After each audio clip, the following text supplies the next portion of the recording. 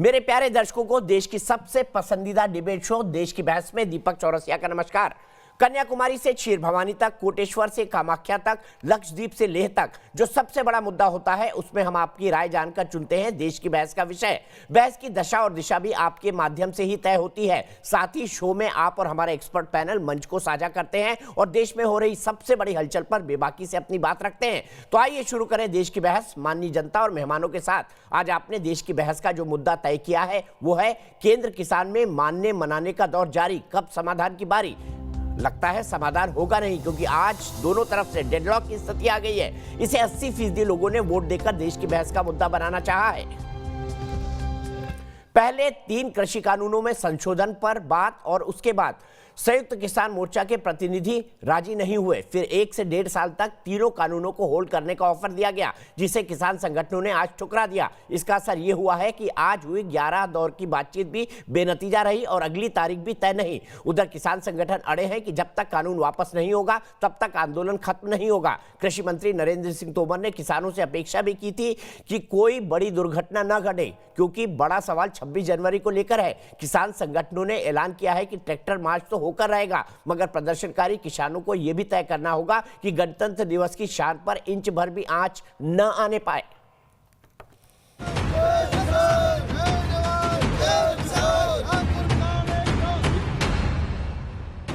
अट्ठावन दिन बीते, 11 बैठकें हुई, लेकिन केंद्र और किसानों के बीच सुलह की सुबह नहीं निकल सकी। किसान लगातार तीनों कृषि कानूनों की वापसी पर अड़े रहे तो सरकार ने भी साफ कर दिया कि 1.5 साल तक कानून स्थगित करने से ज्यादा बेहतर विकल्प नहीं दिया जा सकता। तो हमने कहा कि जो प्रस्ताव आपको दिया है वह प्रस्ताव हमारा बेहतर प्रस्ताव है, उस प्रस्ताव पर आप पुनर्विचार करें। वह प्रस्ताव किसानों के हित में भी है, देश के हित में भी है। हम जहाँ लग रेसिंग मोटर बैठ कर बात करेंगे, हाँ आज ही करेंगे। और कल हमको बात करनी होगी, बता देंगे, नहीं बात करनी होगी नहीं।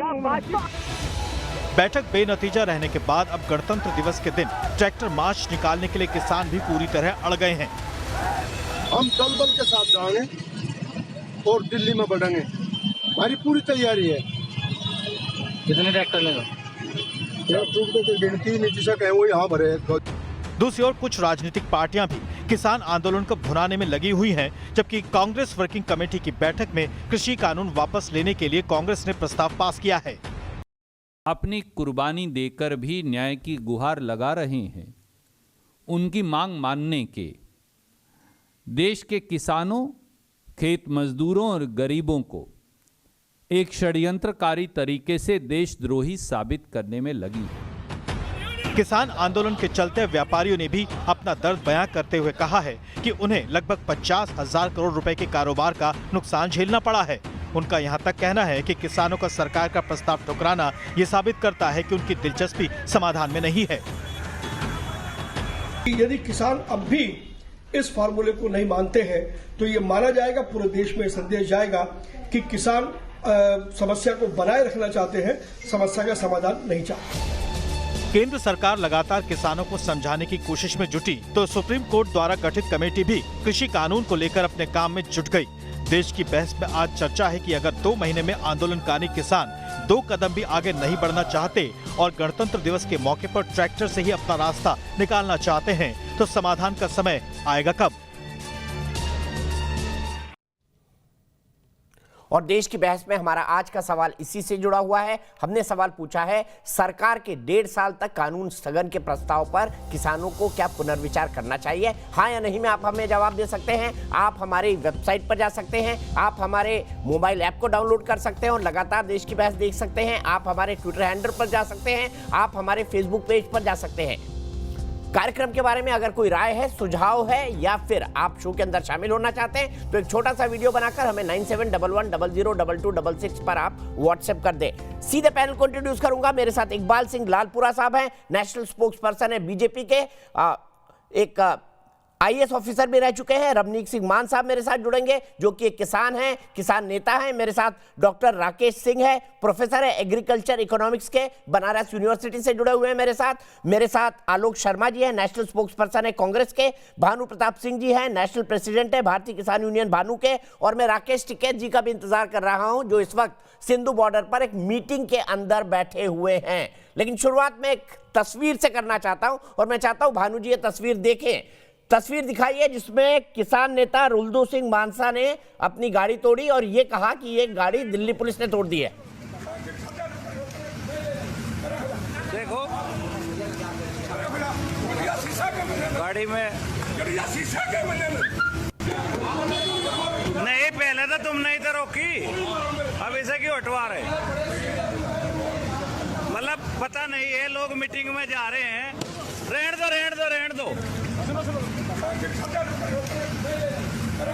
देखो गाड़ी में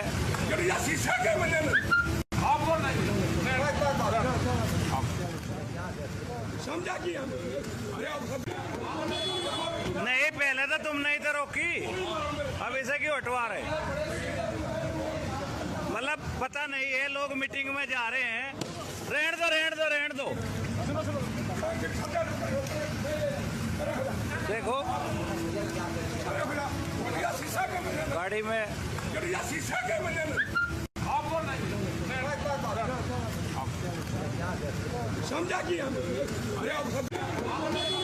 नहीं, पहले तो तुम नहीं तो रोकी, अब इसे क्यों हटवा रहे? मतलब पता नहीं है, लोग मीटिंग में पर आरोप है कि उन्होंने खुद अपनी ही गाड़ी के शीशे तोड़े और आरोप यह लगाया कि दिल्ली पुलिस उनकी गाड़ी को तोड़कर चली गई। भानु प्रताप सिंह जी क्या कहेंगे इस पर? ऐसा है, अब मुझे तो ये पता नहीं है कि दिल्ली पुलिस तोड़ गई कि इन्होंने तोड़ी, लेकिन अब ये है कि ये यदि दिल्ली पुलिस ने तोड़ी है तो इस तरह का किसानों के साथ व्यवहार नहीं करना चाहिए। क्यों? ठीक है, आप कह रहे हैं कि गाड़ी तोड़ोगे, ट्रैक्टर तोड़ोगे। मेरी सुनो, यदि इस तरह से किसानों को परेशान करोगे तो समस्या और ज्यादा बढ़ जाएगी, घटेगी नहीं। क्योंकि ज्यादा दबाना, अति सर्वत्र बरसते, अति करोगे तो इसका नतीजा खराब ही निकलेगा। निवेदन विनती हम ये कह रहे हैं, हम अनुशासित हैं और 2 महीने लगभग होने को आए, अनुशासन के साथ काम कर रहे हैं। हमको खालिस्तानी, पाकिस्तानी, कांग्रेस का नुमाइंदा, कांग्रेस के दबाव में चला हुआ है। हम न कांग्रेस की माने, न किसी राजनीतिक पार्टी की माने, और न किसी राजनीतिक पार्टी को कुछ समझे। हम किसान हैं और हम सरकार को मानते हैं, सरकार से बात करते हैं। कांग्रेस का कोई लेना देना नहीं है। ठीक है, आपको ये लगता है, लेकिन मैं इसी सवाल को लेकर जाना चाहता हूं इकबाल सिंह लालपुरा जी के पास। इकबाल सिंह जी, एक जो कंट्रोवर्सी शुरू हो गई है कि गाड़ी का शीशा किसने तोड़ा, ये एक मुद्दा बन जाएगा। आपके पास क्या जानकारी है? और कुछ तस्वीरें ऐसी आ रही कि वो खुद अपनी गाड़ी का शीशा तोड़ते हुए दिखाई दे रहे हैं, ये हकीकत क्या है? और किसान, क्या आपको नहीं लगता अब हठ धर्मी हो गए हैं? आज की बैठक के बाद कम से कम इस शब्द का इस्तेमाल मैं कर सकता हूं। चौरसिया जी, बेनती ये है कि गाड़ी किसने तोड़ी, इसका जवाब तो दिल्ली पुलिस की लीडरशिप देगी। लेकिन बात ये दोनों तरफ है कि पुलिस वाले क्यों तोड़ेंगे, ये एक बात है। लेकिन 14 अक्टूबर से लेके अभी तक 11 दौर की बातचीत में हर बार सरकार समाधान की ओर आगे बढ़ती है। हम तो कहते हैं वार्ता से रास्ता, वार्ता हुई, रास्ता हुआ। हमने, अगर आप देखिए, आप विद्वान आदमी हैं, पहले सुप्रीम कोर्ट ने लॉ जो है वो हेल्ड इन अबेयंस है, उसको 2 महीने के लिए जो लागू है ही नहीं, 1.5 साल भी लागू नहीं रहेगा। उस बीच में कमेटी बनेगी, कमेटी बनके ये बताएगी कि किसानों को किस ढंग से लाभ हो सकता है। आज तक सरकार प्रपोजल मांग रही है कि आप ये रट छोड़ के कि कानून, काले कानून है, पीले कानून है, ब्राउन कानून है, इनको बंद कर दीजिए, तो उसका अल्टरनेटिव क्या है? क्या सरकार को किसानों की आमदन बढ़ाने के लिए, खेती को फायदेमंद सौदा बनाने के लिए कुछ नहीं करना चाहिए? अगर हम बार बार कह रहे हैं, आप कोई प्रपोजल लेके आइए, हम उस प्रपोजल पे विचार करेंगे, और अगर आपके पास अच्छी प्रपोजल है तो उसको इनकॉर्पोरेट करके कानून बनेगा। ठीक है, मैं इसी बात को समझने के लिए सीधे डॉक्टर राकेश सिंह के पास चलता हूं। डॉक्टर राकेश सिंह जी, क्या वाकई ये काले कानून हैं जैसा देश के अंदर पिक्चराइज किया जा रहा है? और क्या वाकई इन कानूनों के वापस लेने के सिवा, अगर इनको वापस नहीं लिया जाएगा तो किसान खत्म हो जाएगा? क्या आप इस परसेप्शन को मानते हैं जो फैलाया जा रहा है? जी नहीं, मैं इससे बिल्कुल सहमत नहीं हूँ। इसलिए कि जब देश की विकास दर 8%, 7% रहती है, तब भी कृषि की विकास दर 2%, 3% होती है। प्रतिवर्ष 5,600 से ज़्यादा किसान सुसाइड करता है, आत्महत्या करता है। तो क्या ऐसी स्थिति में हम ये चाहते हैं कि हमारे किसान सुसाइड करते रहे, कृषि में जो ग्रोथ रेट है वो कम रहे? तो इसका विकल्प क्या है? यदि सरकार ने इस तरह का कानून लाया तो उस पर विचार करना चाहिए, उस पर अमल करना चाहिए, उसको क्रियान्वित करना चाहिए। अन्यथा आपको एक वैकल्पिक व्यवस्था ले आनी चाहिए कि हाँ, हम ये प्रस्ताव चाहते हैं। उस प्रस्ताव पर भी सरकार और जो भी नीतिगत निर्णय लेते हैं वो लोग विचार करेंगे। तो मैं भी यही कहूँगा कि ये लग रहा है कि हठधर्मता है, बिना किसी वैकल्पिक प्रस्ताव को लाए ही इसको रद्द करना ये कहीं से उचित नहीं है। ठीक है, मैं सीधे भानु जी से यही सवाल लेता हूं, फिर आलोक शर्मा जी के पास जाऊंगा। भानु जी, हठधर्मिता है, और दूसरा ये कि कानून तो आएंगे, आप आज भले 1.5 साल के लिए सस्पेंड कर दें, लेकिन फिर भी वैकल्पिक बाजार देने के लिए कानून तो लाने पड़ेंगे। तो आप कोई बेहतर प्रस्ताव रख दीजिए अपनी तरफ से। 1 मिनट दीजिएगा, 1 मिनट दीजिए, 1 मिनट में मैं बता रहा हूं। हठ धर्मता नहीं है, क्योंकि इस मांग को लेकर हम 1 मार्च 11 को इलाहाबाद से लेकर जंतर मंतर आए थे, और 1 मार्च 13 को आए थे, और कांग्रेस से हमने कहा था कि किसान आयोग का गठन कर दो। किसान आयोग ही फसलों के दाम तय करेगा, और इस समय जैसे तुम लेवी लगाकर खरीदते हो, उस समय आपको खरीदना पड़ेगा। और जो पिछले सालों से 1947 और 50 से लेकर आज तक जो हमें आपने गुलाम बना के रखा है, वो हमें आजाद कर दो अपनी कीमत लगाने के लिए। और जो पिछले सालों से किसान विरोधी नीतियों के कारण कर्जदार हो गए हैं, उसको माफ कर दो।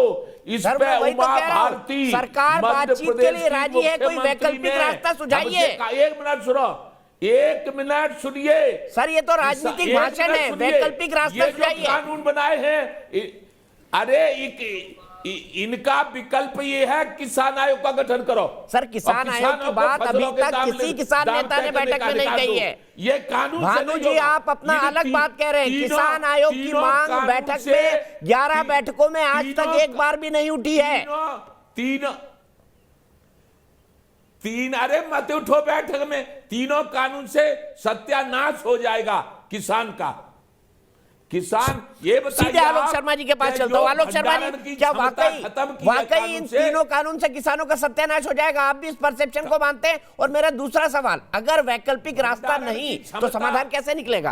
किसान अन्नदाता तो ठंड में बैठा रहेगा। खत्म किया, उससे क्या मतलब है? देखिए, मुझे लगता है दीपक भाई, केवल किसानों का भट्टा नहीं बैठ जाएगा, मध्यम वर्ग और गरीब आदमी का भी। जब आप होर्डिंग की कैपेसिटी को हटा देंगे तो बाजार में मूल्य जो है वो बेहताशा बढ़ेगा, और पूरे समाज के लिए, देश के लिए ये खतरनाक कानून है, इसमें कहीं कोई दो राय नहीं है। बीजेपी और उनके समर्थित कुछ एक्सपर्ट्स जो टीवी चैनल्स पर बैठते हैं, उसके अलावा ये कानून किसी को समझ नहीं आ रहा है। अकाली दल सरकार छोड़ के चला गया, जो इनका 45-50 साल पुराना अलाइज था। आरएसएस के घटक दल इसका विरोध कर रहे हैं, फिर भी उसके बावजूद बीजेपी को समझ नहीं आ रहा है। आपने दूसरा सवाल पूछा कि इसका समाधान कैसे निकलेगा। आप कह रहे हैं कि उन्होंने सरकार ने ऑफर दिया कि 1.5 साल के लिए इसको स्थगित कर दिया जाए। मैं तो कह रहा हूं दीपक जी 3 महीने में समाधान निकल सकता है, 1.5 साल भी स्थगन करने की आवश्यकता नहीं है। आप कानून को आज रद्द कीजिए, किसान संगठनों के साथ बैठिए, 10-10 घंटे 20-20 घंटे चर्चा कीजिए रोज, और जब तक इसका समाधान एक ना निकले कि भाई ये बिल आना चाहिए, तब तक आप उसका पूरी तरह से चर्चाओं पर आधारित रहिए। तो वही तो सरकार कह रही है आलोक जी, पूरी तरह वही तो सरकार कह रही है, चाहा और वही सुप्रीम कोर्ट ने कहा है।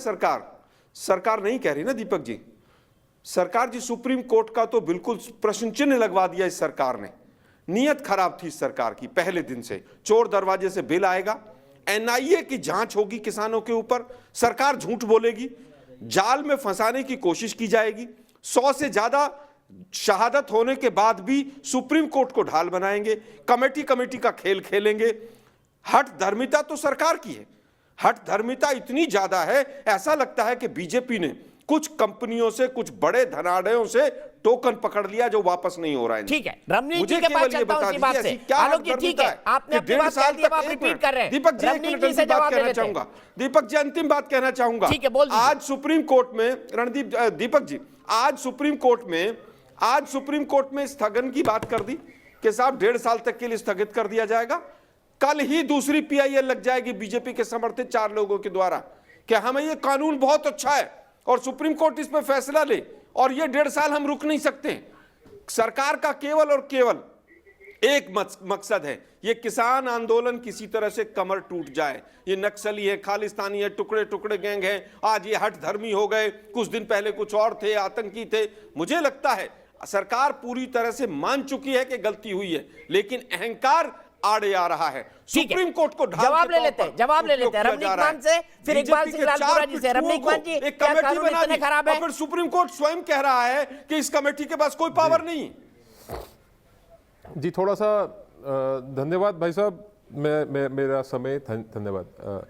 पहले तो दीपक भाई, मैं कांग्रेस पार्टी के प्रवक्ता साथी से पूछना चाहूँगा कि 1995 से लेकर 2015 के बीच में अधिकांश समय आपकी सरकार थी, उस समय 3,17,948 किसानों ने आत्महत्या की थी। आपने क्या किया? आपने ऐसा कौन सा कानून लेके आए? नहीं प्लीज आप देखिए, आप राजनीतिक बात करेंगे तो थोड़ा सा जवाब आप भी लेते चलिए, कोई ऐसी बात नहीं, पीड़ा नहीं होनी चाहिए। मान साहब आपको कांग्रेस का फोबिया है क्या? नहीं कोई बात नहीं, मैं सारी बात करूंगा, मैं अकाली दल की बात करूंगा, मैं भाजपा की बात करूंगा, मैं सबकी बात करूंगा, और सबसे बड़ी बात मैं किसानों की बात करूंगा। ये देखिए आपके पेट में दर्द हो रहा है दीपक भाई, ये चुप कर देंगे तब मैं बोलूंगा। आलोक भाई उनको भी अपनी बात कहने का हक है ना, आप चुप की बात, उनको भी अपनी बात कहने का हक है, प्लीज बोलने दीजिए। दीपक भाई इनसे पूछिए ना, कहां के किसान? आलोक भाई आप पूछ लीजिएगा, मैं आपको मौका दूंगा, उनको अपनी बात तो खत्म करने दीजिए, उनको अपनी बात तो खत्म करने दीजिए। रमनीक जी बोलिए, आप पूछ लीजिएगा सवाल, मैं बोलूंगा कि आलोक भाई सवाल पूछिए।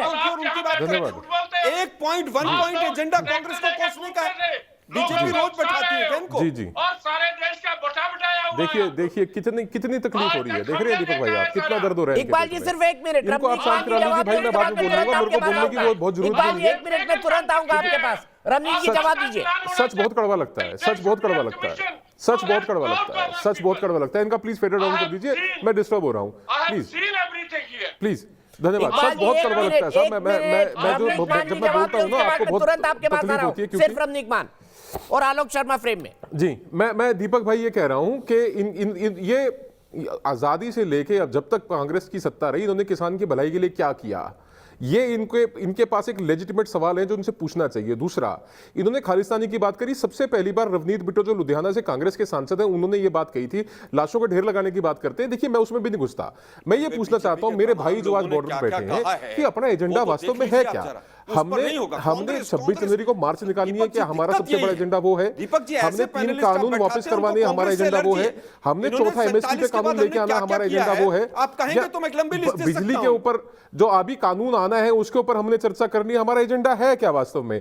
अगर एजेंडा केवल मार्च निकालना है तो 26 जनवरी को मार्च निकालिए और घर जाइए, और अगर कानूनों पर सहमति जतानी है तो या तो आप सरकार की मान जाइए, या दिल्ली पुलिस की मान जाइए, या सुप्रीम कोर्ट की मान जाइए, या सुप्रीम कोर्ट के द्वारा गठित कमेटी की मान जाइए, या आप बिंदुवार तरीके से इन कानूनों को काला कानून क्यों हम कह रहे हैं उसको आप सिद्ध कर दीजिए। कोई भी लॉजिकल रीजनेबल आदमी हो, सरकार हो, सरकारें कभी भी जिद्दी नहीं होनी चाहिए। हम जिद्दी हो सकते हैं, पर अगर मेरा मौलिक अधिकार है वहां पे प्रदर्शन करने का, तो एक सामान्य नागरिक का भी मौलिक अधिकार है उस रास्ते ऊपर चलने का। जो हम अपने अधिकारों का हवाला देते हुए दूसरों के अधिकारों का हनन कर रहे हैं, वो भी ठीक नहीं है। ये एक बड़ी महत्वपूर्ण बात है। और जहां तक विषय आता है भानु साहब का, भानु साहब मेरा आपसे निवेदन है, आप मेरे बड़े हैं, बुजुर्ग हैं, क्या आप उन 41 मेंबरी कमेटी के सदस्य हैं? क्योंकि अभी आपने किसान आयोग की बात करी, किसान आयोग की बात तो टिकैत ने भी नहीं करी। और अगर राकेश टिकैत जी से मैं ये पूछ लूं, जब शुरू में पहले दिन वो आंदोलन में ज्वाइन किए थे, उन्होंने कहा था कि हम सरकार को गोला लाठी करेंगे। आपने गोला लाठी करके देख ली 2 महीने से, अभी तक कौन सी सेटलमेंट हो गई अभी तक? मुझे ये समझ में नहीं आई। और अगर एजेंडा केवल कानूनों के ऊपर चर्चा करने का है, तो क्यों नहीं एक रीजनेबल लॉजिकल डिबेट हो जाए? क्यों नहीं एक जिसे कहते हैं एकेडमिक डिस्कशन हो जाए? आपके जो लीगल एक्सपर्ट हैं उनको बिठा दीजिए, जो सरकार के लीगल एक्सपर्ट हैं उनको बिठा दीजिए। कांग्रेस पार्टी के पास बहुत बड़े बड़े वकील हैं, ऐसे वकील भी हैं जिन्होंने गमलों में गोभी और गन्ना उगाया है, उनको भेज दीजिए, वो भी एक बार बैठ के डिस्कस कर लेंगे और इस बात को सिद्ध कर देंगे कि भैया कानून काले कानून है। अगर ये कानून काले कानून है, आम लोग क्या फील कर रहे हैं इस आंदोलन के बारे में? एक दर्शक से पूछते हैं। मनीष ओझा जी गोरखपुर से मेरे साथ जुड़ गए। मनीष जी क्या कहेंगे? क्या आंदोलन वाकई सही दिशा में जा रहा है? क्या ऐसे समाधान निकलेगा? दीपक जी, मैं आपको बता दूं, आंदोलन जो है एकदम किसान जायज मांग उठा रहे हैं। भारतीय जनता पार्टी जब 17 सितंबर 2020 को जब ये कृषि कानून बिल पास की, तो ये कानून एक तरह से कहा जाए तो काला कानून पास किया गया तीनों। मैं बताना चाहता हूं कि ऐसा कानून लाने की आवश्यकता क्या है जिसे हमारे किसान भाई नागवार लगा रहे हैं, मतलब उसको सिरे से निकाल रहे हैं। उस कानून की मुझे तो नहीं लगता है कोई आवश्यकता है। ठीक है, आपको लगता है आवश्यकता नहीं है। सीधे मैं इकबाल सिंह लालपुरा जी के पास चलता हूं। सर, इसी बात पर बात अटकी हुई है कि ये कानून क्यों लाए गए? क्या बातचीत और समाधान के रास्ते में कानून क्यों लाए गए, यही सबसे बड़ी बात है? या उससे आगे बढ़ के बातचीत के या फिर ऑल्टरनेट या विकल्प तलाशने की कोशिश होनी चाहिए? आपको क्या लगता है अब आगे क्या होगा? आप क्या अपील करेंगे किसान संगठनों से? दीपक जी, 45 घंटे चर्चा हो चुकी है, 45 घंटे चर्चा हो चुकी है। हमने जो प्रपोजल थी कैबिनेट मिनिस्टर साहबान ने वो सामने रखी। एमएसपी के बारे में भी कहा लिख के दे देते हैं, अभी तक कभी 65 से किसी ने लिख के नहीं दिया। और जो आपके शंकाएं हैं हम सब दूर कर देते हैं। उसके बाद सस्पेंशन जो होती है उसका मतलब ही साफ है कि यह कानून लागू नहीं है। इसकी जगह जो चीज बनने के लिए कमेटी बन रही है और हर बार एक नई मांग आ जाती है कि अब हम ये करेंगे। दूसरा, जब बातचीत का दिन होता है एक नई धमकी होती है कि इसके बाद इस तो 26 तारीख को हम ये ट्रैक्टर मार्च करेंगे। दूसरी तरफ हर पॉलिटिशियन जो है वो यही कहता है कि एजिटेशन मैं करवा रहा हूं। कांग्रेस कहती है हमारी है एजिटेशन। अकाली दल कहता है, बीबी जगीर कौर एसजीपीसी के प्रेसिडेंट है, वो कहते हैं एजिटेशन हमारी है, हम इनको फंड कर रहे हैं। भाई ये अगर किसानों की है तो किसान बैठे, सरकार में भी किसान बैठे हैं, हम भी किसान हैं, बैठ के मसला हल करें। आप अल्टरनेटिव ला के तो दो, बताओ क्या इसमें करना है, वो कर देते हैं। लेकिन शंकाएं पैदा करने, भ्रम पैदा करना, डर पैदा करना, ये जो है ये अपोजिशन का काम है और ये लोगों को भड़का रहे हैं, गुमराह कर रहे हैं। सीधे आलोक जी से इसी सवाल का जवाब ले लेते हैं। आलोक जी, क्या आप लोग डिसइंफॉर्मेशन कैंपेन में लगे हुए हैं, आग में घी डालने का काम कर रहे हैं, एक पॉजिटिव सॉल्यूशन की तरफ नहीं बढ़ रहे हैं? ये आरोप लगा रहे हैं कि आग में घी डाल रहे हैं विपक्षी दल। कुछ ऐसी फोर्सेस हैं जो समाधान नहीं चाहती हैं, ये आरोप लगाया आज नरेंद्र सिंह तोमर जी ने खुद लगाया है। देखिए, मुझे लगता है नरेंद्र सिंह तोमर जी ने तो साफ साफ ये भी कहा है तमाम टीवी चैनल्स इंटरव्यू पे कि हम एमएसपी नहीं दे सकते। अभी बीजेपी के मेरे बड़े भाई ने कहा कि हम लिखित आश्वासन देने वाले हैं।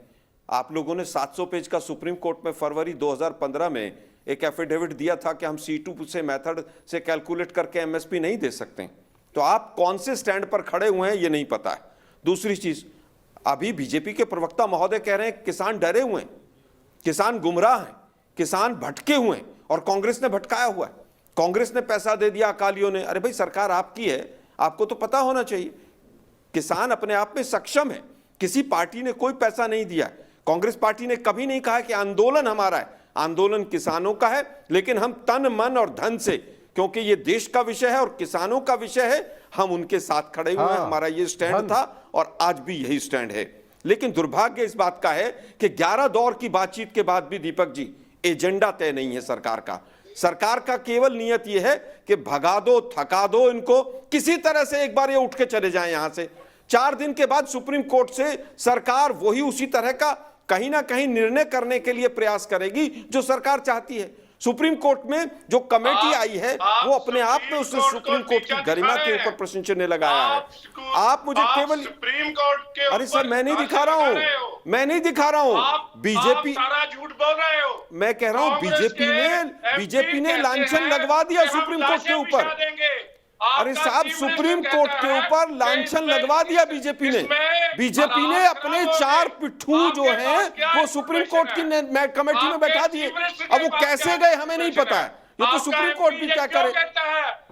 अरे भाई हम तो सीधा सीधा कह रहे हैं कि बीजेपी के 4 पिट्ठुओं की कमेटी बनी और उसमें से एक छोड़कर चले गए। कहीं ना कहीं सुप्रीम कोर्ट की विश्वसनीयता को आपने प्रश्न चिन्ह में लगा दिया। मैं उत्तर दे रहा हूं, आप सुनिए ना जरा, आप सुनिए तो सही। आप बीच में बोल क्यों रहे? आप बीच में बोलिए मत ना। अरे सब आप सुनिए तो सही ना, आप सुनिए तो सही ना। जिन्होंने टुकड़े टुकड़े गैंग कहा, नक्सली कहा, उनका जवाब दीजिए। सरकार आपकी है। जिन्होंने गलत शब्दावली का इस्तेमाल किया उनके ऊपर केस कीजिए। लेकिन बीजेपी की बहुत लंबी लिस्ट हो जाएगी, सारे तिहाड़ पहुंच जाएंगे। मुद्दा आज का यह है दीपक भाई कि सुप्रीम कोर्ट ने दिल्ली पुलिस वाले मैटर पे अपने आप को अलग कर लिया, क्योंकि बीजेपी ने सुप्रीम कोर्ट की साख के ऊपर भी प्रश्न चिन्ह लगवा दिया। बीजेपी के 4 पिट्ठू नेता जो थे वो कैसे पहुंचे उस कमेटी में, ये बहुत बड़ा सवाल है। सुप्रीम कोर्ट के ऊपर सवाल नहीं है, उन 4 कमेटी के मेंबर्स के ऊपर सवाल है। और बहुत भयंकर सवाल है कि जो लोग वहां पर कह रहे थे कि ये लागू होना चाहिए, वही लोग कमेटी में कैसे पहुंचे, सरकार बताए इसके लिए। दूसरी चीज, 11 दौर की बैठक हुई बिना एजेंडे के, बिना एजेंडे के। प्लीज लगातार बोल रहे हैं। अरे साहब पंजाब छोड़ दीजिए, सरकार आपकी है, बहुत मजबूत सरकार है, मोदी जी की सरकार है। चीन यहाँ घुस के बैठ गया, चीन से निकलता नहीं है। चीन ने सैकड़ों एकड़ जमीन पर, हमारा हजारों एकड़ जमीन पर कब्जा करके बैठ गया। कांग्रेस को कोसना बंद कीजिए, अपने गिरेबान में झांकिए। देश का भट्टा बैठा दिया आप लोगों ने, किसानों का भट्टा बैठा दिया। मान का लड़का गुरप्रताप सिंह मान क्या पीपीएससी का मेंबर है? और उसकी क्या क्वालिफिकेशन है? अरे भाई मेंबर होने से किसी का बेटा मेंबर है या नहीं है, आप ये तर्क दे रहे, कुतर्क दे रहे। आप रूलिंग पार्टी बीजेपी के प्रवक्ता हैं आप। ठीक है, मैं सीधे रवनीत मांझी के पास चलता हूँ। इकबाल जी आलोक जी दोनों रुक जाइए, मुझे एक इंडिपेंडेंट ओपिनियन भी लेना होगा। रवनीत मांझी क्या कहेंगे, क्या वाकई सुप्रीम कोर्ट की कमेटी पर प्रश्न चिन्ह उठता है? आपको ये तर्क वाजिब लगता है आलोक शर्मा जी का? भानु जी आ रहा हूं आपके पास, रुक जाइए। नहीं, तर्क और वितर्क से तो तर्क से तो बहुत दूर चले गए हैं आलोक साहब जो हैं, वो तर्क से बहुत दूर चले गए हैं। देखिए केवल कानूनों का बहाना है, इन्होंने निशाना मोदी पे साधना है। आप हर बार देखिए सरकार ये सरकार वो, आपने एक बार कहा कि किसान भाइयों एक बार बैठ के हम भी उस समिति का हिस्सा बनने के लिए तैयार है, हम मुख्य विपक्षी दल है भारत के। अरे सुनो भाई, क्या हो गया? आपके हक की बात कर रहा हूं, अपने फायदे की तो बात सुन लो। आपको तो कहना चाहिए सुप्रीम कोर्ट में कि हम मुख्य विपक्षी दल है, हमारे भी नुमाइंदे होने चाहिए। आप अपने कांग्रेस के नुमाइंदे बैठाइए ना उसके अंदर, आप निकालने की बात कीजिए हल। और आपने कहा हमने कभी नहीं कहा, मैं बताता हूं आपको, गुरकीरत सिंह आपके विधायक हैं। सुनिए यार, ये बीच में चीखे ये अच्छा तरीका नहीं है। आप राष्ट्रीय पार्टी के प्रवक्ता हैं भाई, मैं छोटा सा एक अदना सा आदमी हूं, मेरी बात इतनी क्यों होते हैं आप? सुनिए, आपको चाहिए कि आप ये सुप्रीम कोर्ट में अर्जी लगाएं कि हमारा भी एक नुमाइंदा बैठाइए, हम हल करवाते हैं। हमारी सरकार है पंजाब में, हम बीच में डल के हम इसका हल करवाते हैं। आप कौन सा अपना रोल प्ले कर रहे हैं डेमोक्रेसी के अंदर? एक राजतंत्र के अंदर आपका क्या रोल है, मैं बताता हूं। दूसरी बात, आपने अकाली दल की बात करी, शिरोमणि अकाली दल की मैं बात बताता हूं आपको, दीपक भाई आप हैरान हो जाएंगे। एक पोल्ट्री फार्म, बादल परिवार का एक पोल्ट्री फार्म आज 5 स्टार होटल है। अरे यार क्या चीखम चिल्ली लगा रखी है साहब, ये राष्ट्रीय पार्टी के प्रवक्ता ऐसे होते हैं क्या? साहब एक मिनट मेरी बात तो सुन लो आलोक साहब, मेरा निवेदन आपसे, मैं जरा सा आदमी मेरी बात सुन लो। नहीं किसान ऐसे होते हैं क्या जो केवल एक पार्टी को गाली देने के लिए बैठ जाते हैं यहाँ पर? सुख विलास के नाम से ऐसे होते हैं क्या? आप बात करते हैं सुप्रीम कोर्ट की कमेटी के ऊपर, मैं बताता हूं 2014 में जब हमारी सरकार गई थी, मान साहब के ऊपर सीधा मुख्यमंत्री कैप्टन अमरिंदर सिंह का दबाव था कि आप सुप्रीम कोर्ट की कमेटी से रिजाइन कीजिए। आप कहते हैं आप इंटरफेयर नहीं कर रहे, आप कहते हैं आप इंटरफेयर नहीं कर रहे, सीधा मुख्यमंत्री का दबाव था मान साहब के ऊपर कमेटी से रिजाइन करने के लिए। आप कौन सी बातें कर रहे हैं? आप निरंतर, अरे नहीं, आप सुप्रीम कोर्ट को ना तो आप सुप्रीम कोर्ट को पंगु कहिए और ना सुप्रीम कोर्ट की बनाई हुई कमेटी को पंगु कहिए। आपको मैं बता रहा हूं कमेटी बनाई और वो व्यक्ति जो ठीक कमेटी छोड़कर चला जाए, 60 दिन हो गए, आप हल होने की नहीं दे रहे। राशिद अल्वी साहब कल टेलीविजन के ऊपर आए, उन्होंने कहा कि यहाँ तो कानून वापस होंगे या हल नहीं होगा, यहाँ तो कानून वापस होंगे या हल होंगे। नैरेटिव आप सेट कर रहे हैं, कभी योगेंद्र यादव नैरेटिव सेट करता है, कभी आप नैरेटिव सेट करते हैं, कभी दर्शन पाल नैरेटिव सेट करता है। किसानों की बात तो सुनो, नहीं सेट करेंगे आप मेरे को बताइए ना, कब थी ये बात कि जी आप चौथा कानून बनाइए, कब थी ये बात कि जी आप बिजली के ऊपर कानून लेके आइए। कल को तो दीपक भाई ये कह देंगे कि 370 और 35 से वापस लेके आओ, फिर ये कह देंगे कि जो लेबर लॉज है उनको वापस करो। अरे भैया आई थी तो कहा गया था, मैं ये समझता हूँ ठीक है आलोक जी लगातार मत बोलिए, नोटबंदी के ऊपर चलेगा यार, आप किसानों की बात करते हैं, नोटबंदी की बात आलोक जी इनकी बात भी सुन लीजिए। आपके वक्त चुप थे, वीएम सिंह जी जुड़ चुके हैं, मेरे मित्र हैं, बड़े पुराने हैं और साथ ही साथ किसानों के बड़े नेता हैं, उनके पास जाएंगे। रमनीक मान जी कंक्लूड करिए, आलोक जी बात सुन लीजिए उनकी।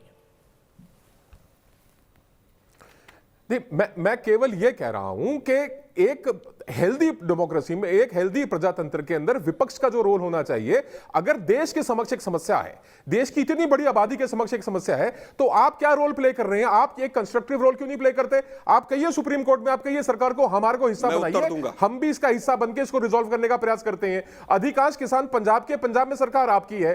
कैप्टन अमरिंदर सिंह को चाहिए था कि वो भूपेंद्र सिंह मान साहब के साथ खड़े होकर इसके अंदर निर्णय लेने में एक उनकी सहायता करते, बल्कि उन्होंने दबाव बना के उनको कमेटी से रिजाइन करवाया। ये कोई बहुत अच्छा आप प्रेसिडेंट सेट नहीं कर रहे डेमोक्रेसी के अंदर, मैं आपको बता देना चाहता हूं। ठीक है, मैं सिंह साहब के पास जाऊं उससे पहले आलोक जी, क्या ये सच है कि पंजाब की कांग्रेस सरकार ने दबाव देके मान साहब को हटवाया है कमेटी से? कमेटी की विश्वसनीयता पर प्रश्न चिन्ह लगाने के लिए सीधा आरोप लगाया रमनीक मान। मुझे लगता है कि जो मान साहब, अमरिंदर सिंह ने खुद बात की है मान साहब से, मुझे लगता है कि मैं साफ साफ कह रहा हूं कि बीजेपी के चार पिट्ठुओं को सुप्रीम कोर्ट ने जिस तरह से कमेटी में रखा, यह दुर्भाग्यपूर्ण है। हमने किसी के ऊपर कोई दबाव नहीं बनाया, और अगर दबाव बनाया भी जाए तो कोई दिक्कत नहीं है उसमें। अगर काले कानूनों को खत्म करने के लिए दबाव भी बनाया जाए तो कोई दिक्कत नहीं है। क्या समस्या है उसमें दबाव बनाने में? अगर काले कानूनों को, मैं कहता हूं काले कानूनों को हटवाने के लिए दबाव भी बनाया जाए तो भी अच्छा है। हमने दबाव नहीं बनाया है, लेकिन बनाया जाए तब भी अच्छा है। ठीक है आलोक जी, आलोक जी पार्लियामेंट में आपको पता कैसे पास हुआ मान साहब? ऐसे तो कोई रास्ता निकलेगा ही नहीं। डेड एंड पर क्यों पहुंच जाती है बातचीत? मैं सबसे रिक्वेस्ट करूंगा, मैं सिर्फ वीएम सिंह जी की आवाज सुनना चाहता हूं। वीएम सिंह जी, ऐसे तो डेड एंड पर बातचीत चली जाएगी। आप एक विकल्प दीजिए, विकल्प पर बातचीत हो। आप तो कह रहे हैं पहले रद्द करो, पहले रद्द करो, पहले रद्द करो। रद्द करने के बाद भी नया कानून आएगा, उसके बिना काम नहीं चलेगा, वरना आपको वैकल्पिक व्यवस्था नहीं मिलेगी। तो अभी बड़े मन से विचार क्यों ना किया जाए? दीपक जी, मैं आपकी बात से सहमत हूं। यस या नो से काम नहीं चलता है, बीच का रास्ता लेना पड़ता है। ऐसा रास्ता हो कि सांप भी मर जाए लाठी बिना टूटे। इनके 3 कानून जो हैं बिना रद्द किए अगर काम चल जाता है किसानों का, ऐसा करना चाहिए। यही चीज मैं आपके यहां भी बता रहा हूं आपको। अगर आपसे हो सके उनको आगे पहुंचाइए, और ये आखिरी में यही हल निकलेगा, देखिएगा आप। पहली चीज ये है कि किसानों का, हमने जो है 2014 के अंदर जब मोदी सरकार आई थी, राजनाथ सिंह जी प्रेसिडेंट थे, मैनिफेस्टो में लिखा था C2 + 50% हम देंगे MSP। हम लोगों ने बात की थी खरीद की। हमारा कहना है कि जो कानून हमने मांगा था आपने नहीं दिया, आप ये कानून दे दो, खरीद के ऊपर MSP की गारंटी, तो तीनों बिल इनफ्रक्चुअस हो जाएंगे, इनकी वैल्यू 0 हो जाएगी। APMC से कम कोई खरीदेगा नहीं। अगर हम कहें कि MSP से कम कोई खरीदेगा नहीं, तो दोनों मंडियां बराबर हो जाएंगी। 1 नेशन 1 मार्केट के बदले 1 नेशन 1 MSP हो जाएगी। वहीं पर अगर कोलू का और क्रशर का रेट मिल के बराबर हो जाएगा, तो कोई कॉन्ट्रैक्ट नहीं करेगा सोसाइटी के माध्यम से, मिल का उससे ऊपर कॉन्ट्रैक्ट करेगा, ये खत्म हो जाएगा। वही जमाखोरी, अगर होगा तो भी 7 रुपए ठीक है किलो 8 रुपए किलो वीएम सिंह साहब, मैं आपकी हर बात पे एग्री कर लेता हूं तर्क के तौर पर, लेकिन मेरी बात ये भी तो आप समझिए कि अगर आप ब्लैक एंड व्हाइट में यस और नो लेकर ही चलेंगे तो फिर आपको ये भी नहीं मिलेगा जिसकी आप बात कर रहे हैं। सरकार तो एमएसपी पर खुले दिल से चर्चा को तैयार है, पर वो चर्चा कभी आगे ही नहीं बढ़ती। 11 की 11 मीटिंग में एमएसपी पर कभी बात हुई नहीं, जो आपका सबसे बड़ा कंसर्न है। ये कितना अफसोसजनक है। दीपक भाई मेरी बात सुन लें, मैंने आपको शुरू में कहा कि यस और नो से काम नहीं चलता, मैंने खुद कहा ना।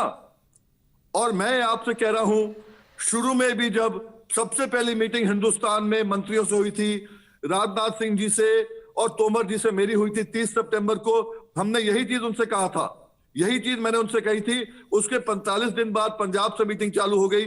मैं आज भी कह रहा हूं कि अगर एमएसपी की बात आप उनसे बात करना चाह रहे हो जो आपसे बात नहीं करना चाह रहे, जो आपसे बात करना चाह रहे हैं, जो रास्ता दिखाना चाह रहे हैं पूरे देश को, आप उनसे बात नहीं करना चाह रहे, हम क्या कर सकते हैं फिर? तो आपको क्या लगता है कोई पॉलिटिकल अनड्यू इन्फ्लुएंस है किसानों के मन में जिसके चलते वो बातचीत को सिर्फ यस और नो तक सीमित रखना चाहते हैं? बिल्कुल, मुझे ये लगता है कि सरकार भी अगर सिंसियर होती तो आपने जो वायदा किया था 2014 में ऑर्डिनेंस लाओ, उसको पूरा कर दो, उसको पूरा कर दो। और आप कहो कि कांग्रेस ने हमसे कहा था, कांग्रेस ये बात कर रही थी, अरे कांग्रेस के अगर 3 बिल आप लेके आ रहे हो उसको छोड़ो, कांग्रेस को तो हमने नकार दिया था ना।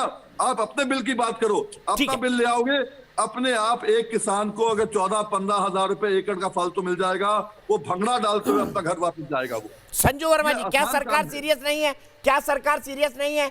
उन्होंने आरोप यह भी लगाया कि पॉलिटिकल अनड्यू इन्फ्लुएंस है किसान संगठनों में। अभय दुबे जी का भी स्वागत कर रहा हूं, संजू वर्मा जी का भी स्वागत कर रहा हूं। और वो ये भी कह रहे हैं कि सरकार उन लोगों से बात कर रही है जो बात करना ही नहीं चाहते, जो बार बार टालना चाहते हैं। तो एक व्यापक डिस्कशन क्यों ना हो, ये वीएम सिंह खुद बोल रहे हैं।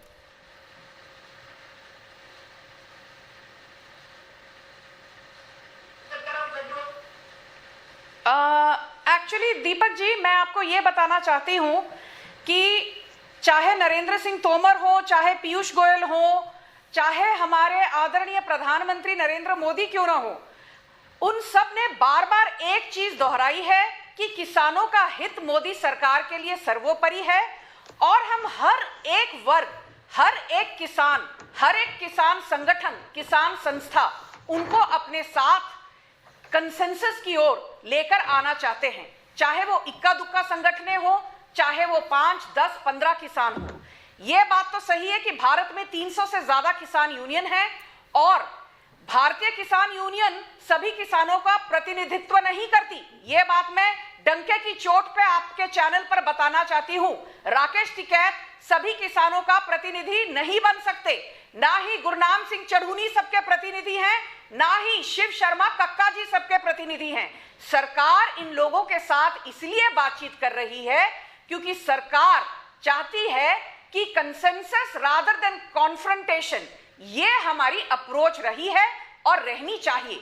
पर मैंने पहले भी आपके शो में कहा है इस मुद्दे पर कि माई वे और दी हाईवे, मोदी सरकार के साथ ये पॉलिसी तो नहीं चलेगी। आप समझौता करिए, सरकार 10 कदम आगे चलेगी, पर आप हर बार जब सरकार नेगोशिएटिंग टेबल पर आती है, आप तो 4 कदम पीछे चल जाते हैं और सरकार के सर पर बंदूक रख के कहते हैं या तो कानून को रद्द करो या तो हम घर वापसी नहीं करेंगे। ठीक है, आज ठीक है संजू जी। मोदी सरकार ने साफ स्पष्ट शब्दों में कहा, हम कानून को 1.5 साल तक सस्पेंड करेंगे, इसके आगे हम बातचीत के लिए तैयार हैं, बट ब्लैकमेलिंग काम नहीं करेगी। ठीक है, क्या ब्लैकमेलिंग कर रहे हैं किसान, इस पर जाएंगे। हरकिरत सिंह होशियारपुर से मेरे एक दर्शक जुड़ गए। हरकिरत जी, आप क्या कहेंगे? देखिए, मैं तो ये कहूंगा कि जो अभी मैम ने कहा कि माई वे और द हाईवे, ये हमारे आदरणीय प्रधानमंत्री जो हैं उनको भी ये सोचना चाहिए कि ये सिर्फ एक ईगो का मामला नहीं है, ये बहुत लोगों की जिंदगी का मामला है, उनके रोजगार का मामला है, हमारी फ्यूचर जनरेशन्स का मामला है। हम लोग वहां पे ठंड में इसलिए नहीं बैठे कि हमको वहां पे बैठना चाहते हैं, हम मजबूरी में बैठे हैं।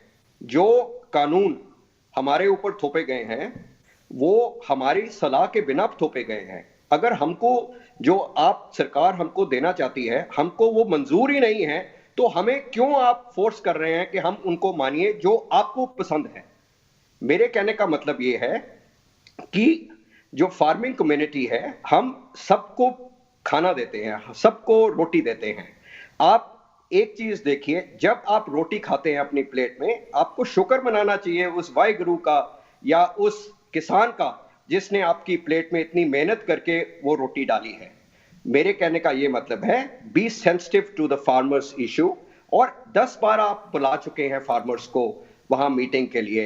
जब आप कहते हैं आपका जी करता है, आप बुला लेते हैं फार्मर्स को। तोमर साहब को मैं रिक्वेस्ट करता हूं, प्रधानमंत्री जी को मैं रिक्वेस्ट करता हूं, आप क्यों नहीं आते वहां फार्मर्स के पास बैठने के लिए? आप पंजाब आइए, देखिए यहाँ पे हर घर के ऊपर झंडा लगा हुआ है कि हमारा हक हमको दीजिए। हम यही कह रहे हैं, ठीक है। साडा हक इत्थे रख। हरकिरत जी, ये भी एक हकीकत है कि सिर्फ पंजाब, हरियाणा और पश्चिमी उत्तर प्रदेश के फार्मर्स हैं वहां पर, पूरे देश के फार्मर्स नहीं है। ये भी एक हकीकत है, इसको भी आपको एक्सेप्ट करना होगा। मैं तो ये कहता हूं कि जो एमएसपी है, जैसे मध्य प्रदेश भी प्रोड्यूस करता है, उनको भी दीजिए। उनको क्यों नहीं दे रहे आप? उनको भी दीजिए। जो मध्य प्रदेश में भी एमएसपी मिलती है। हरकिरत सिंह जी, मैं मध्य प्रदेश से ही आता हूं और वहां तो एमएसपी पर भावांतर योजना भी है। जो प्रोक्योरमेंट है वीट की और पैडी की, वो भी उनको भी दीजिए। ठीक है, मैं सीधे अभय दुबे जी के पास चलता हूं। अभय दुबे जी, आपको भी लग रहा है कि सरकार इनसेंसिटिव हो गई है टुवर्ड्स द कॉज? बिल्कुल 100%। दीपक जी, मैं उम्मीद कर रहा था कि प्रचंड बहुमत से जीती हुई सरकार कम से कम विनम्रता दिखाएगी और 100 किसानों की शहादत के बाद कम से कम दिल पसीजेगा। आपने, चूंकि आप और मैं दोनों मध्य प्रदेश से, आपने भावांतर का जिक्र किया। 2017 से अभी तक मोदी सरकार ने भावांतर का भुगतान नहीं किया है किसानों को। कमलनाथ जी ने भी चिट्ठी लिखी, शिवराज जी ने भी चिट्ठी लिखी। जो सोयाबीन का भावांतर भुगतान था, उसका पैसा नहीं दिया, उसके बाद उसको कंटिन्यू नहीं किया, वो पायलट प्रोजेक्ट था। अभी आपको मैं एक बड़ा खुलासा करता हूं। नीतीश बाबू की सरकार ने एक चिट्ठी लिखी है प्रधानमंत्री जी को और केंद्र सरकार को। उन्होंने कहा कि हमारा मार्केटिंग इंफ्रास्ट्रक्चर पूरा कोलैप्स हो गया है, हमारे धान और मक्का के किसानों को के फसलों के दाम नहीं मिल रहे हैं। वो कह रहे हैं कि धान का 2532 रुपया कीजिए और मक्का का 2526 रुपया कीजिए। आपने जो 1850 और 1886 रुपए किया है, ये अपर्याप्त है और खरीदी नहीं हो पा रही है। अंदर खाने तो चिट्ठी लिखकर कम्युनिकेट करते हैं, लेकिन बाहर आकर बात नहीं करते। यही दर्द हरियाणा की सरकार ने भी व्यक्त किया है। मेरे पास दस्तावेज है कि आपने जो समर्थन मूल्य घोषित किया है वो अपर्याप्त है, क्योंकि इनपुट कॉस्ट हमारी बहुत ज्यादा है जो सीएसीपी निकाल रहा है उसकी अपेक्षा। सीएसीपी में 6 साल से लागत और मूल्य आयोग में 2 किसान प्रतिनिधियों को रखना था, उनको नहीं रखा। 2014 का भाषण सुनकर प्रधानमंत्री जी का मुझे उम्मीद बंधी थी कि चलिए ये जो कह रहे हैं शायद ये चरितार्थ करेंगे कि मैं स्वामीनाथन कमीशन का समर्थन मूल्य दूंगा, पर नहीं दिया। आज निजी क्षेत्र में क्या परेशानी, मैं हतप्रभ हूं। आप गन्ने पर फेयर एंड रिम्यूनरेटिव प्राइस घोषित करते हैं कि वो लोग जो इस कीमत से कम गन्ना खरीदेंगे अपराध होगा, तो इन कमोडिटीज पर भी कर दीजिए। सरकार का 1 भी रुपया खर्च नहीं हुआ। और प्रधानमंत्री जी ने जो 2011 में, आखिरी बात, प्रधानमंत्री जी ने 2011 में मुख्यमंत्री रहते हुए जो भावनाएं व्यक्त की थी वो बहुत बहुमूल्य है। उन्होंने अरे भाई जी, आप ये 2011 की बात बार बार दोहराते हैं। 2011 में आपने ही कर दिया होता जो उन्होंने कहा था। आपने क्यों नहीं किया? आपने क्यों नहीं बनाया एमएसपी का कानून? ये बता दीजिए फिर। बिल्कुल 10 सेकंड का समय दीजिए। देखिए क्या है, आज जब आपने असीमित मात्रा में संग्रहण की अनुमति दे दी ना इसेंशियल कमोडिटी एक्ट में, तब ये अनिवार्य हो जाता है। और मैं आपको मोदी सरकार की खुद की रिपोर्ट बताऊंगा कि कांग्रेस की सरकार का उल्लेख करते हुए कहते हैं वो कि बहुत अच्छा एक्सपोर्ट उस समय तक हमारा हो गया था। 44 मिलियन टन तक का एक्सपोर्ट कांग्रेस की सरकार के समय होने लगा था। अब एग्रीकल्चर धीरे धीरे कोलैप्स। ठीक है, मेरे साथ एक एग्रीकल्चर इकोनॉमिस्ट है, मैं सीधे उनके पास चलता हूं। डॉक्टर राकेश सिंह जी, मुझे बताइए, अभय दुबे जितना हाहाकारी पिक्चर पेश कर रहे हैं, क्या वाकई पिक्चर वैसा है? क्या इनपुट कॉस्ट के अगेंस्ट एमएसपी में कुछ मिलता ही नहीं है किसानों को? और अगर मिलता नहीं है तो फिर घाटे का सौदा क्यों करता है किसान? इसको भी थोड़ा समझा दीजिए। और ये एमएसपी 23 फसलों 24 फसलों की क्यों? जी देखिए, इस पे थोड़ा सा मैं प्रकाश ये डालूंगा कि जो स्वामीनाथन कमेटी की रिपोर्ट थी जिसमें कि ये कहा गया था कि जो C2 कास्ट है उसमें 50% और जोड़ करके एमएसपी घोषित किया जाए। सरकार, ये पहली सरकार है जिसने कि कम से कम 50% मार्जिन उसमें दिया। लेकिन ये अलग बात है कि A2 + FL उस कास्ट पे 50% जोड़ करके दिया, क्योंकि जब भी एमएसपी बहुत ज़्यादा घोषित की जाएगी तो उसका खामियाजा कहीं ना कहीं उपभोक्ता, हर नागरिक उपभोक्ता है जो कि फूड आइटम्स को खरीदता है। तो 1965 में जब कृषि मूल्य आयोग गठित हुआ, तब से आज तक गन्ने को छोड़कर के बाकी फसलों में किसी में गारंटी नहीं दी गई। अब मैं गन्ने पे आ जाता हूँ। गन्ने में जैसा कि अभी बताया हमारे वक्ता ने कि एफआरपी घोषित की जाती है और उसका खामियाजा क्या है, जो गारंटेड प्राइस है उसका खामियाजा ये है कि अभी 10 दिन पहले सरकार ने 6000 करोड़ रुपए का एक्सपोर्ट सब्सिडी का पैकेज घोषित किया है, क्योंकि जो सरप्लस शुगर है उसको देश से बाहर बेचने के लिए, ग्लोबल मार्केट में शुगर की प्राइस डाउन है तो इसको बाहर बेचने के लिए एक्सपोर्ट सब्सिडी सरकार को देनी पड़ रही है। और यदि ये देखा जाए 2017-18 में मात्र 6.25 लाख टन शुगर एक्सपोर्ट हुआ था, लेकिन 19-20 में 57 लाख टन शुगर का एक्सपोर्ट हुआ। तो मिनिमम सपोर्ट प्राइस को सिंह साहब, मैं आपको यहाँ पर रोकता हूँ। संजू वर्मा जी को लाऊंगा। संजू वर्मा जी, आप भी बिजनेस बैकग्राउंड से आती है, अगर बहुत बड़ी हुई एमएसपी दी जाएगी तो उसका क्या खामियाजा भुगतना पड़ेगा व्यवहारिक तौर पर एक उपभोक्ता को?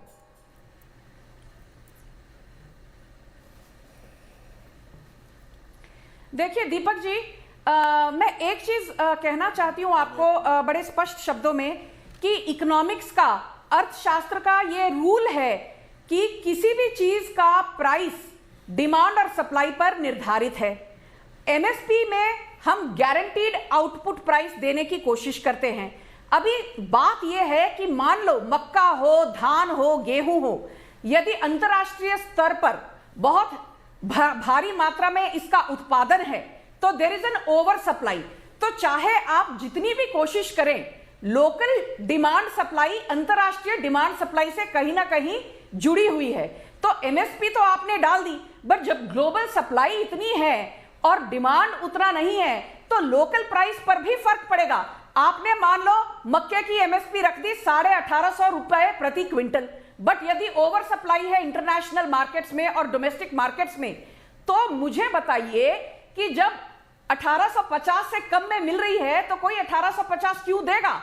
इसीलिए मैं कहती हूं कि एमएसपी एक प्राइस एफिशिएंट मैकेनिज्म नहीं है। फिर भी किसानों के हित को मद्देनजर रखते हुए मोदी सरकार ने कहा है कि यदि किसी फसल का प्राइस एमएसपी से नीचे है तो जो डिफरेंस है सरकार अच्छा, तो ये बता दीजिए संजू वर्मा जी कि जब मक्के का समर्थन मूल्य 710 रुपए 1850 घोषित है और 710 रुपए मिल रहा था, तब मोदी सरकार ने 5 लाख मीट्रिक टन मक्का इंपोर्ट क्यों कर लिया विदेशों से? ये बताइए देश को।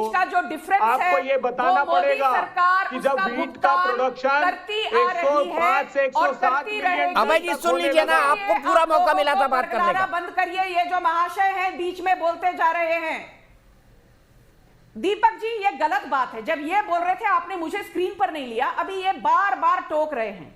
नहीं, मैंने बोल दिया उनको, चुप रहो। आप कंक्लूड करिए प्लीज। अनफेयर।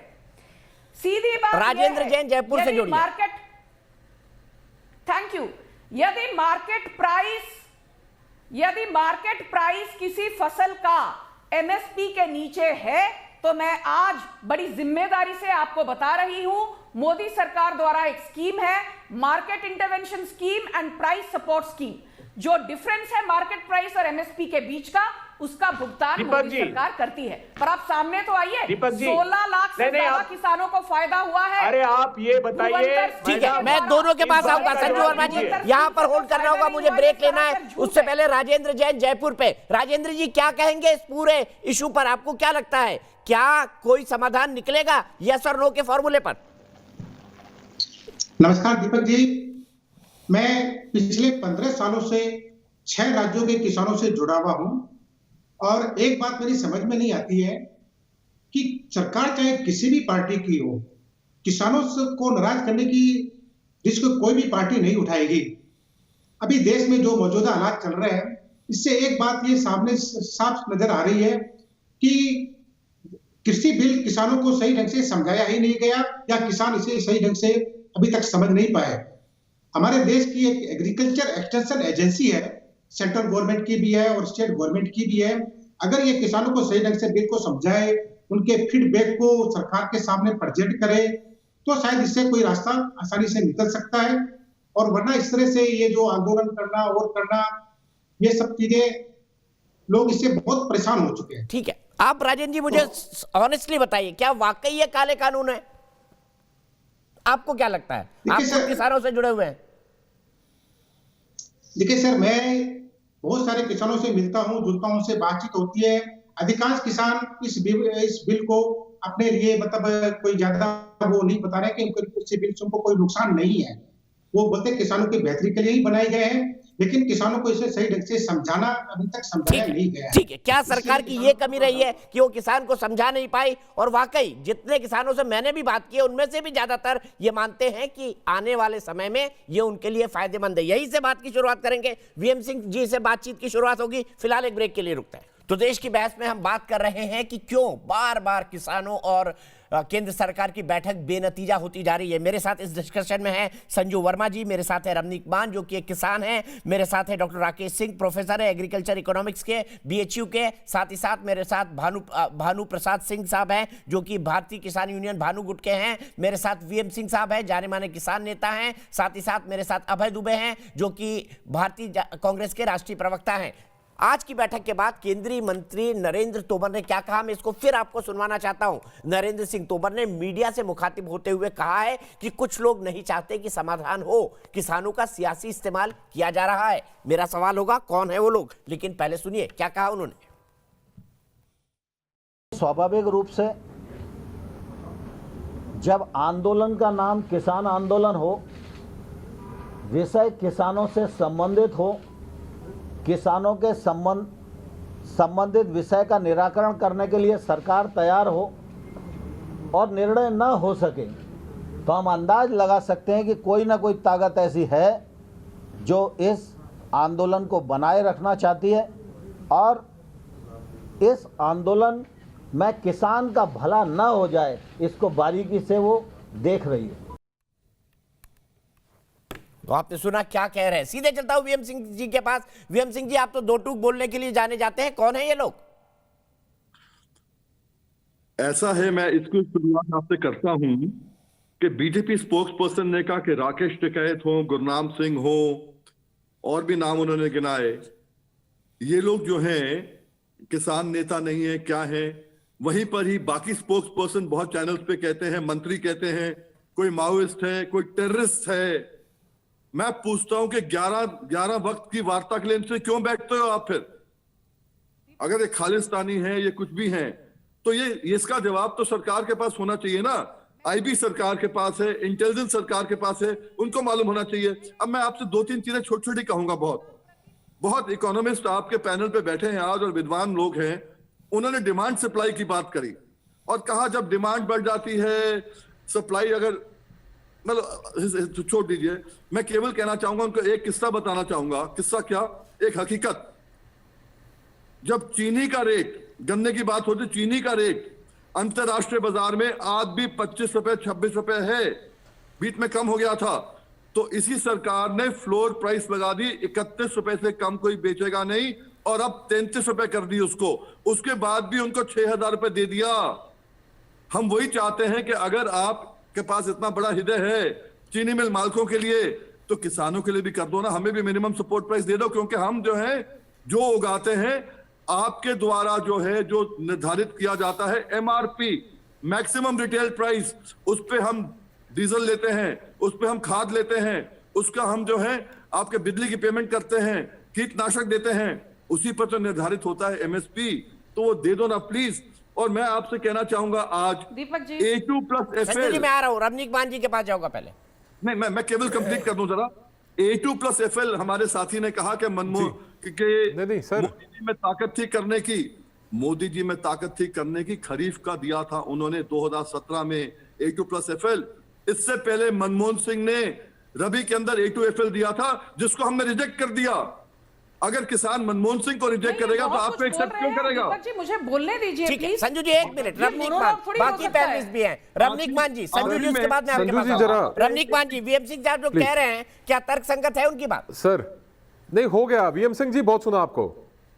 मैं वीएम सिंह जी, मैं धन्यवाद आपका, आपने बड़ी अच्छी बातें रखी। और मैं आपको जरा ये बताता चलूं कि एक मिनट सर प्लीज देखिए, आप पीलीभीत से कांग्रेस की टिकट पे लड़े थे, आपके पर्सनल एसेट्स कई 100 करोड़ में हैं, आप तो किसान नेता जरूर हैं, पर ऑल इंडिया किसान संघर्ष कमेटी ने आपको आपके बयान के बाद 16 या 17 दिसंबर को आपको नेशनल कन्वीनर के पद से हटा दिया था। आप अभी भी किसान नेता बन के बैठे हैं, आपका स्वागत है। अब आप सुनिए, मैं आपको बताता हूं। नहीं सर प्लीज ऐसे नहीं, देखिए मैं आपकी इतनी गलत बातें थी, मैंने चुप करके सुनी, आप जरा आप चुप करके सुनिए सर। नहीं ऐसे नहीं चलेगा, ऐसे नहीं चलेगा। मैं आई एम कमिंग समवेयर, मैं कहीं पे लेके जा रहा हूं आपको, वहां तक चलिए तो सही आप मेरे साथ। आप सर मेरे साथ चलिए तो सही जरा सा। आपके 2009 के एफिडेविट के अंदर आपके 632 करोड़ के एसेट थे। छोड़ दीजिए, आप एमएसपी की बातें मत कीजिए, आपको शोभा नहीं देती। आप जरा मेरी बात रुक के सुनिए, मैं जहां लेके जा रहा हूं वहां चलिए। आप पॉलिटिशियन है, राकेश टिकैत ने चुनाव लड़ा वो पॉलिटिशियन है, गुरनाम चटूनी ने चुनाव लड़ा वो पॉलिटिशियन है। गुरनाम चटूनी आड़ती है यार, आप क्या बात कर रहे हैं? ये योगेंद्र यादव की 8 कनाल जगह नहीं है, वो किसान नेता बन गया। ये दर्शन पाल सिंह एमबीबीएस डॉक्टर ने किसान नेता बन गया। बहुत आसान है किसान नेता बनना, मैं बार बार कह रहा हूं आपके चैनलों के ऊपर, अलग अलग चैनलों के ऊपर, किसान नेता बनना बहुत आसान है, किसान बनना बहुत मुश्किल है साहब। और मैं बताता हूं, आपने चीनी की बात करी, आप पश्चिमी उत्तर प्रदेश से आते हैं, पीलीभीत से आपने चुनाव लड़ा था। मैं बताता हूं आपको, सुनिए, चीनी के ऊपर 100% इंपोर्ट ड्यूटी लगाई सरकार ने, ताकि भारत के अंदर का किसान और भारत के अंदर चलने वाली मिलें वो सस्टेन कर सकें। आपने खुद कहा भारत सस्ता है, मक्का सस्ता है बाहर, आप कहते हैं कि जी मक्के का एमएसपी बढ़ा दो। अरे डिमांड सप्लाई के ऊपर तो आओ। सरकार तो एक सिस्टम दे रही है, कहते हैं ना अंडा अगर बाहर से टूटेगा तो जीवन समाप्त होगा, अगर अंदर से टूटेगा तो जीवन पैदा होगा। प्रयास ये हो रहा है कि हम लोग सेल्फ सस्टेनिंग बन जाए। आप रोड अटका रहे, क्यों रोड अटका रहे मैं बताता हूं। आप चाहते हैं कि 2024 से पहले किसान को यह लाभ समझ में ना आ जाए कि इसका लाभ हमारे लिए वास्तव में है क्या। और आप मेरे को बता दीजिए क्या गलत कह दिया, क्या राकेश टिकैत, आप बाबा टिकैत, मैं बताता हूं दीपक भाई, आपको 24 बीघे के किसान थे, केवल 24 बीघे के। आज आप राकेश टिकैत के पहले कानून बनाने के लिए बातें कहने की नहीं अच्छी नहीं लगती, और अपने ही लोगों के ऊपर 11 और 25 दिसंबर को अपने लोगों के ठीक है, मैं आ रहा हूं, एक मिनट के लिए रुकूंगा। अमिताभ मिश्रा दिल्ली से, फिर संजू वर्मा जी और अभय दुबे जी। अमिताभ मिश्रा जी क्या कहेंगी इस पूरे किसान आंदोलन पर, और अब जो बातचीत की गाड़ी अटक गई है उस पर आप क्या कहना चाहेंगी? सर, किसान का विरोध बिल्कुल सही है, बहुत अच्छा है, लेकिन जब सरकार सुनने को तैयार है कि क्या कमी है नहीं कमी है, तो किसान को भी बताना चाहिए उन्हें कि क्या कमी है नहीं कमी है, किसान को भी समझना चाहिए उनकी बातों को। बहुत बहुत शुक्रिया अमिता जी, दो टूक बात आपने कही है। मैं सीधे इसी बात को ले चलता हूं संजू वर्मा जी के पास। संजू वर्मा जी, हठ धर्मिता शब्द का इस्तेमाल मैंने किया था, लेकिन क्या वाकई मुद्दों पर इन 48 घंटे के अंदर कोई बातचीत हुई है, रियल मुद्दों पर, यस और नो के अलावा? आपको क्या लगता है, आपका क्या इंप्रेशन है? 58 दिन 48 घंटे की बातचीत।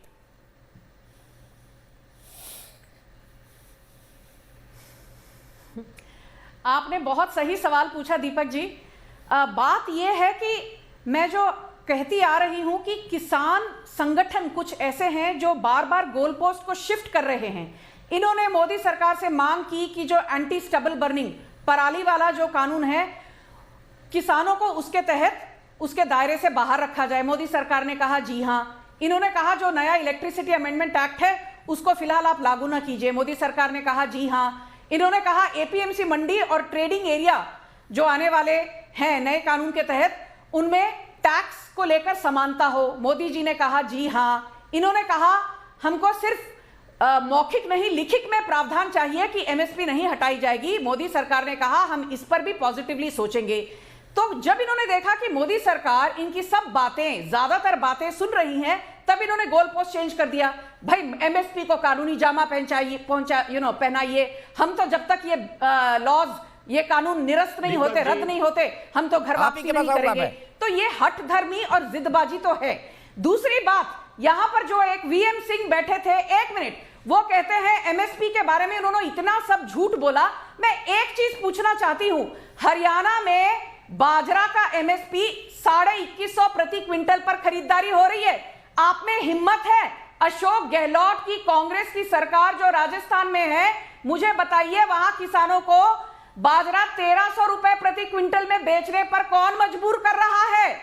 आप लोग अमरिंदर सिंह तो सवाल नहीं पूछेंगे, आप अशोक गहलोत से सवाल नहीं पूछेंगे। एक तरफ आप कहते हैं कि एग्रीकल्चर तो स्टेट सब्जेक्ट है, स्टेट सब्जेक्ट है, तो क्या आपने इतनी हिमाकत, इतनी हिम्मत है कि कैप्टन अमरिंदर सिंह से पूछिए, गेहूं का एमएसपी तो 1975 रुपए प्रति क्विंटल है, तो लोगों को मजबूर क्यों किया जा रहा है कि आप 1500 जवाब में दीजिए, बेचो? राजस्थान तो में मतलब एमएसपी आपको क्यों नहीं सारे है? अभय सवाल दुबे मोदी जी, जी से पूछने हैं, चले पूछिए, पर जब मोदी जी आपको हल निकाल के देते हैं तब आप अपना मुंह मोड़ लेते हैं। माई वे और हाईवे वाला रवैया नहीं चलेगा। मैं सीधे अभय दुबे जी के पास चलता हूं। अभय दुबे जी, राजस्थान में बाजरा का समर्थन मूल्य क्यों नहीं दे रही है अशोक गहलोत सरकार? मैंने कहा वो सभी किसानों का प्रतिनिधि नहीं, चाहिए भारतीय जनता पार्टी के प्रतिनिधित्व नहीं करते हैं। गुरनाम सिंह चढ़ूनी हरियाणा के हैं, साढ़े 14 करोड़ किसानों का प्रतिनिधित्व नहीं करते हैं गुरनाम सुन सिंह। भी लीजिए, लगातार बोलने से काम नहीं चलेगा। डिसेंट्रलाइज प्रोक्योरमेंट स्टेट है ये। जानती है कौन खरीद करता है समर्थन मूल्य पर? केंद्र सरकार के बिहाफ पर राज्य सरकारें समर्थन मूल्य पर खरीदी करती है। अगर आप यह आरोप लगा रहे हैं कि राज्य सरकार आपको जितना समझाना था हम समझ चुके हैं। ये फार्मर प्रोटेस्ट रैली को आप लोगों ने पॉलिटिसाइज कर दिया है। भाषण देना बंद करिए, इनको चुप कराइए पहले। संजू जी सुन लीजिए इनकी बात, संजू जी सुन लीजिए, इन्होंने आपकी बात सुनी थी। अभय दुबे जी बोलिए। चले गए और आप यहाँ पर बीजेपी के प्रवक्ताओं को भाषण दे रहे हैं। अभी कह रहे थे कि मक्का का समर्थन मूल्य डिमांड सप्लाई है, 1850 रुपए का समर्थन मूल्य है। समर्थन मूल्य 1850 रुपए है, मक्का का 710 रुपए बिक रहा था, 900 रुपए बिक रहा था। लगातार किसान गुहार लगा रहे थे। क्या किया मोदी सरकार ने? 5 लाख सस्ता मक्का इंपोर्ट कर लिया विदेशों से। सुन लिया, गेहूं आजाद भारत के इतिहास में पहली बार हुआ ऐसा कि गेहूं इंपोर्ट किया मोदी सरकार ने। 107-105 मिलियन टन का प्रोडक्शन, हिंदुस्तान की आवश्यकता से अधिक का उत्पादन, उसके बावजूद मोदी सरकार ने इंपोर्ट किया। ठीक है, मैं दोनों को अब यहाँ पे रोकूंगा। हम फिर आरोप और प्रत्यारोप पे चले गए। मेरी किसान भाइयों से, मेरे तमाम दर्शकों से मैं सिर्फ इतना ही कहना चाहूंगा कि भाई बहुत हुआ आंदोलन, 58 दिन हो चुके हैं। थोड़ा थोड़ा दोनों को झुकना चाहिए, सरकार भी झुकी है, किसान भी झुके, और एक ऐसा सॉल्यूशन मिले जो आने वाले समय में किसानों को और बेहतर भविष्य दे सके। क्योंकि किसान है तो हम हैं, किसान है तो देश है, इस बात को हमको समझना होगा। फिलहाल एक ब्रेक, लेकिन ब्रेक के बाद भी न्यूज नेशन पर खबरों का सिलसिला लगातार जारी है।